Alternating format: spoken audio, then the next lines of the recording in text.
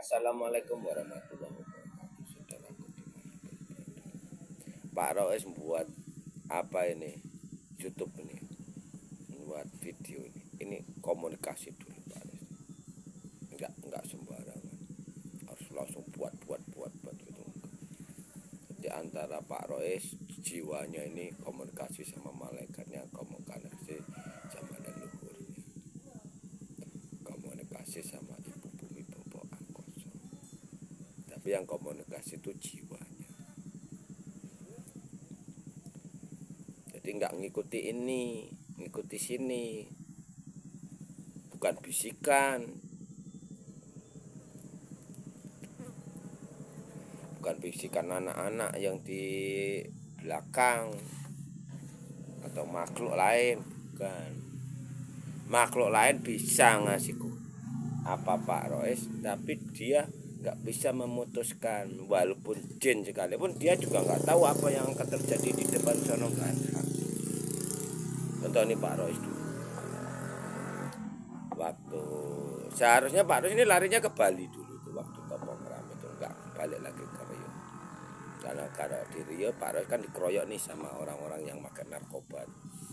Karena di Pekanbaru ini narkoba itu nggak ditangani betul-betul, ditangkepin enggak.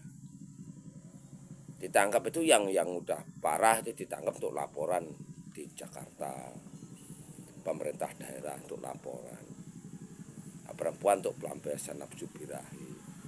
Jadi perempuan pelacur ini untuk pelampiasan nafsu birahi, oknum-oknum yang tak bertanggung jawab itu tadi. Polisi yang awam ini digendami untuk melancarkan aksinya.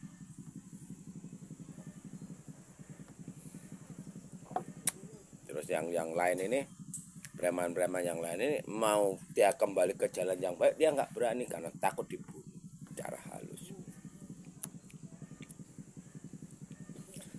Mau bantu Pak Roy saja takut nanti kalau kita diterawang kayak mana, nanti kita bisa dibunuh. Gembong narkobanya sini namanya Sinarwati, di wilayah Pekanbaru.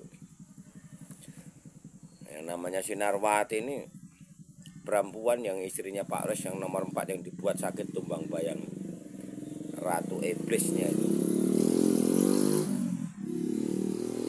Kalau sama Pak Ros itu ratu iblis, dukunnya, gurunya itu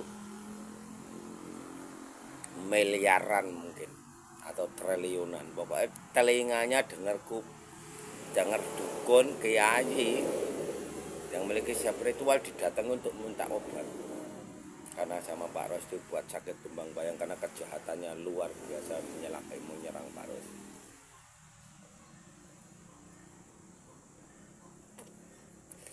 Kalau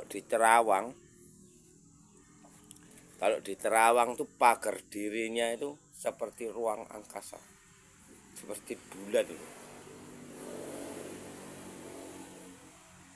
Kalau tembakan santet kalian aja, gaib kalian menyentuh raganya Sinarwati ini nggak bakalan mempan. Yang namanya Sinarwati inilah yang menghancurkan dunia ini.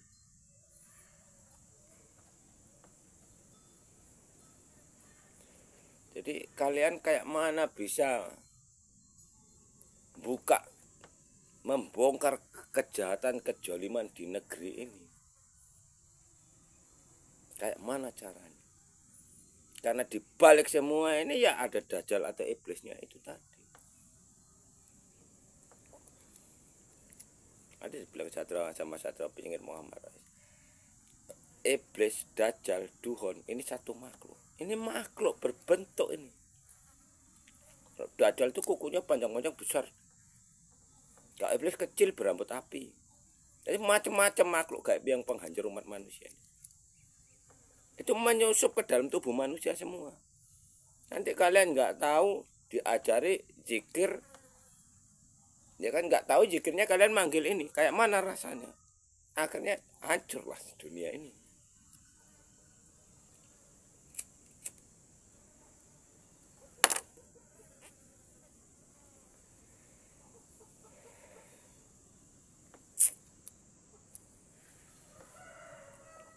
Hancurlah negara ini. Hancurlah Ibu Pertiwi.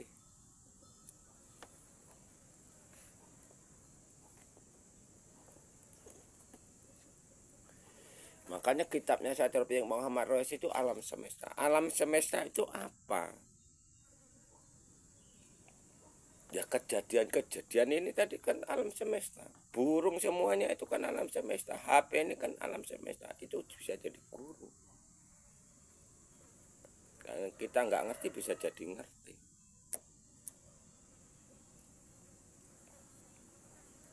Karena manusia dajjal atau iblis ini zaman kayak gini, zaman modern kayak gini masih ada dukun. Padahal iblisnya itu takut sama dukun. Yang dimaksud dukun itu orang ngerti. Makanya iblis takut sama jin.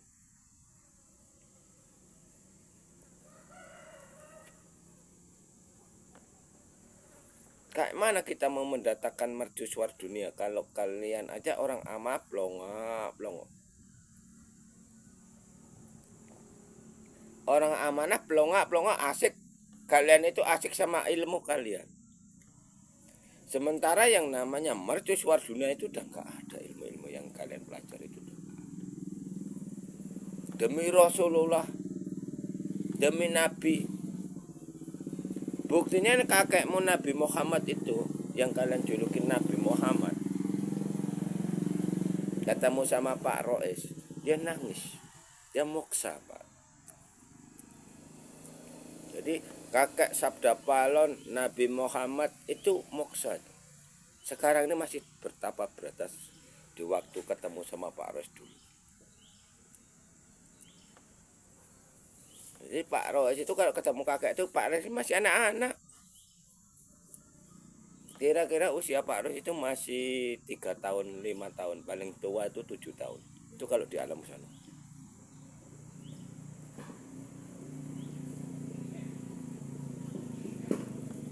Pak Rois itu nanya sama kakek, kayak mana sih sejatinya agama muslim itu? Baru kakek itu melihat lautan lepas di padang gurun atau padang pasir. Dia pakai kebaya putih, dia seperti orang ketaatan. Apanya ini merah, jubahnya merah. Jadi Pak Rois itu cuma di pundaknya. Jadi Pak Rois itu berbisik sama kakek. Dari kakek itu melihat, mengeluarkan betapa bodohnya anak cucu. Udah dikasih tahu seperti itu masih juga enggak. Sampai sekarang kalau butuh ada keperluan Pak Rois cuma komunikasi lewat batin.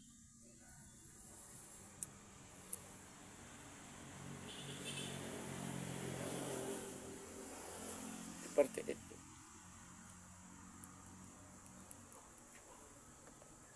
Makanya coba kalian sadari, ada nggak nabi yang mengajarkan orang kerasukan? Nggak ada.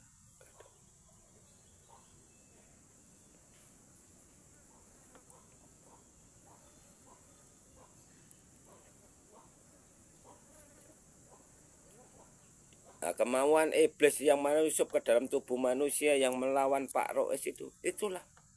Sebenarnya melawan itu dajjal atau iblisnya, bukan Sukman. Seperti Laras, yang namanya Laras itu ngelawan Pak Rois itu, ngomongin Pak Rois, ngomongin istri Pak Rois, itu menunjukkan alam semesta ini menunjukkan atau dajjal atau iblisnya ini menunjukkan kalau istri Pak Rois itu memang benar-benar dikeroyok sama dajjal ini dari Sabang Merauke supaya nggak bisa bersatu sama Pak Rois.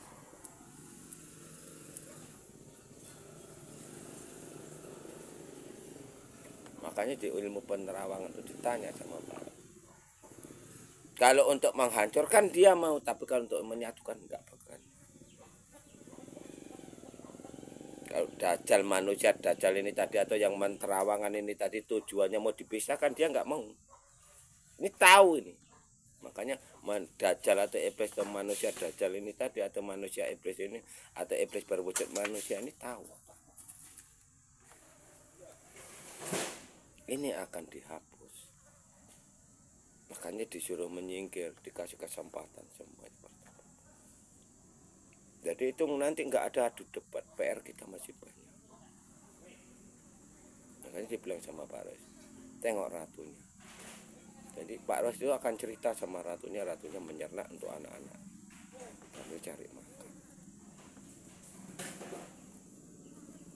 Terus Pak Rois pun juga nggak boleh merayu MC Maya Karya, nggak boleh. Kalau memang dia itu ada niat untuk ketemu, dia pasti udah ada kontak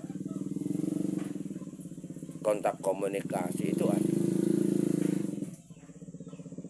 Makanya Pak Res bersikuat, kalau ini nggak ketemu, nggak bersatu, berarti akan ditunda 300 tahun lagi. Tapi kalau MC Maya Karya Satrio Penyingit udah ketemu sama ratunya, dia tetap jadi. Ada 1-2 orang aja anaknya dididik, mau menjalankan ini semua itu nanti semakin lama itu semakin besar. Jadi yang lainnya itu akan diurus sama alam semesta sendiri.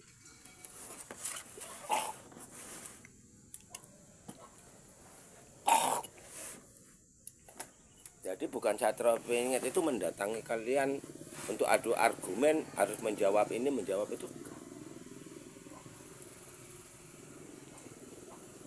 Kalau itu yang kalian inginkan, kalian nggak bakalan ketemu sama Satrio Penyingit. Nggak bakalan ketemu. Kalau Satrio Penyingit akan mendirikan pajajaran baru untuk dunia, itu pasti. Nggak kehidupan sekarang, bisa kehidupan berikut.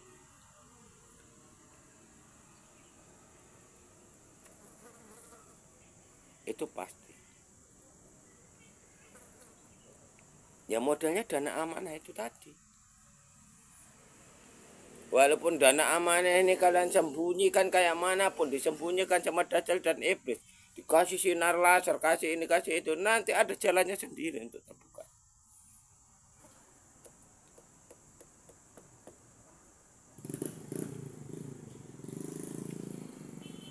Dari adanya manusia sampai sekarang, kejoliman, kejahatan nggak pernah.